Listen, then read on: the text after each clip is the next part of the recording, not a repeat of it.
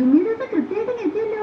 അതിന് എന്താ വിശേഷ സുധേച്ചി? നിന്നോട് ആരൊന്നും പറഞ്ഞില്ലേ? ഇല്ല, മാഷേട്ടൻ പറഞ്ഞു ഇവിടെ വരണമെന്ന്. എന്നാ മാഷേട്ടനോട് തന്നെ ചോദിച്ചു നോക്കി എന്താ കാര്യമെന്ന്. അതിന് മാഷേട്ടൻ എവിടെ? അമ്മയുടെ മുറി ഉണ്ടാവും. ആഹാ, കട്ടറും കൂടെ ഉണ്ടായിരുന്നോ?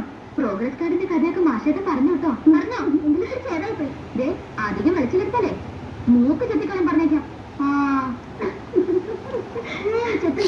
കോളേജിൽ പഠിക്കുന്നത് ഗമയാ, ഞാൻ വേണ്ടല്ല. ആ, നീ ഉള്ളി വേഗം അരിഞ്ഞ് വെച്ചിട്ട് 5-6 ഇല മുറിച്ചോണ്ട് വാ. ആരാത്?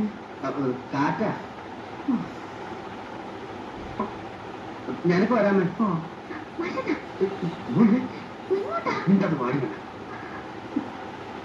വേണ്ട വേണ്ട, എന്നാലും ഇന്ന് മാഷേട്ടന് പിറന്നാളെന്ന് എന്നോട് പറഞ്ഞില്ലല്ലോ.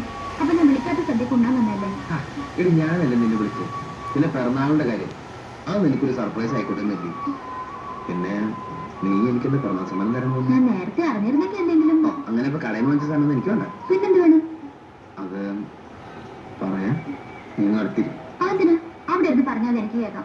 അത് ഒരു കാര്യമുണ്ട്, നീ അടുത്തിരിക്കാണ്. അവനിപ്പോ പറയണ്ട. പണ്ടേ അനുസരണശീലം കുറവാണല്ലോ. അതെ, ഇത്തിരി കുറവാ. എന്താ പറയണെന്ന് പറ, അവിടെ സുധേച്ചി അന്വേഷിക്കും. അത് ഞാൻ വേണ്ട മാഷേട്ടാ, ദേഹത്തോട്ടുള്ള പറച്ചിലൊന്നും വേണ്ട. അതൊന്നും കുഴപ്പമില്ല. ഞാൻ വിളിച്ചു പോകും. വിളിച്ചു നോക്കാട്ടെ. ഞാൻ വിളിച്ചു പോകുന്നു. വിളിച്ചു പോകുന്നു. എന്നിട്ട് നാട്ടുകാരെ കൊമ്പിൽ ആരെങ്കിലും വരും. അതെ, ആരെങ്കിലും വരും. പെട്ടെന്ന് ആയിക്കോട്ടെ. ഞാൻ പിറന്നാൾ സമ്മാനം ചോദിക്കുന്നുള്ളൂ.